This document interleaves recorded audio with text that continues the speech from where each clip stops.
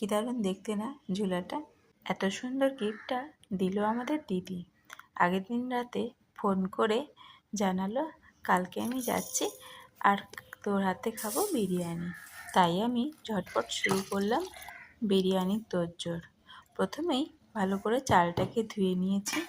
এখানে আমি ইন্ডিয়া গেটের চাল নিয়েছি, দিয়ে বেশ খানিকক্ষণ রেখে দিয়েছি। এখন গরম জল করে ফুটন্ত জলের মধ্যে এলাচ আর দারচিনি দিয়ে বেশ খানিকক্ষণ ফুটিয়ে নিয়ে চাল দিয়ে ভাতটা করেছি। শেষের দিকে আমি দিয়েছি একটু সাদা তেল।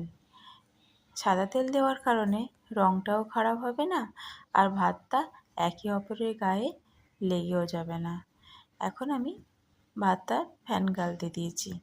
ততক্ষণে আমি কড়া বসিয়ে একটা মশলা বানিয়েছি। শুকনো লঙ্কা, দারচিনি, লবঙ্গ, শামরিচ, গোলমরিচ, জয়িত্রী আর দিয়েছি ধনে, জিরে। সবশেষে দিলাম জায়ফল। অল্প নুন দিয়ে ভেজে নিয়ে ঠান্ডা করতে দিয়েছি। ঠান্ডা হয়ে গেলে গুঁড়ো করে নিচ্ছি। এবার কড়াইতে তেল দিয়ে তাতে কিছু পেঁয়াজ দিয়ে আমি বেরেস্তা ভেজে নিচ্ছি। অল্প চিনি দিয়ে ভালো করে এইভাবে লাল লাল করে ভেজে নেব।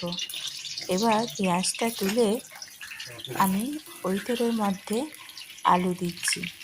আলুটা পেঁয়াজ ভাজার তেলে দিলে পেঁয়াজ ভাজার যে গন্ধটা থাকে ওটাও আলুর মধ্যে ভালোভাবে প্রবেশ করে যায়।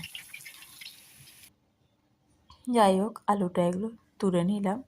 এবার তেলের মধ্যে পেঁয়াজ দিয়ে টমেটো দিয়ে নাড়াচাড়া করে দিয়ে দিচ্ছি আদা রসুন বাটা, টক দই দিয়ে ভালো করে রান্না করে নিয়ে দিয়ে দিলাম মাংস, আলু। এবার ভালো করে রান্না করতে থাকবো।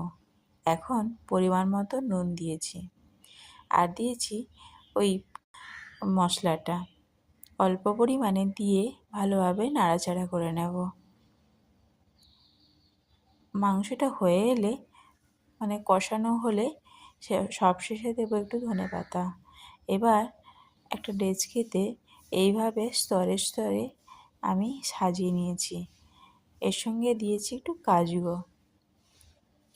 এবার দুধের মধ্যে আতর, অল্প হলুদ, কেওড়া জল, গোলাপ জল মিশিয়ে আমি ভাতের মধ্যে দিয়ে অল্প ঘি দিয়ে ঢাকা চাপা দিয়েছি। এবার পরিবেশনের জন্য রেডি আমার বিরিয়ানি। রেসিপিটা দেখে কেমন হয়েছে কমেন্ট করে জানান।